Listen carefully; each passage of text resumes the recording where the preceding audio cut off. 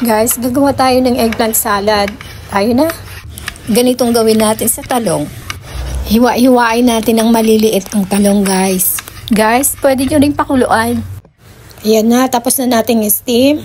Smash na natin gamit ang tinidor.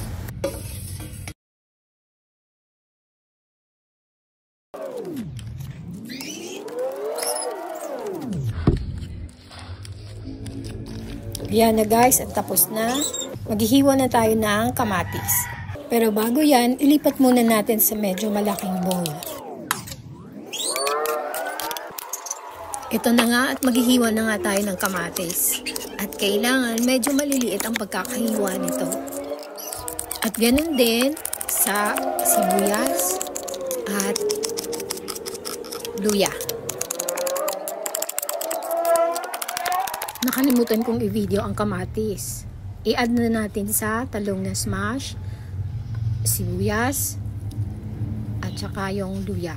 Dagdagan natin ng asin, paminta, suka, at saka asukal. Mix, mix, mix! So, ayan na guys. Ready to eat na ang ating eggplant.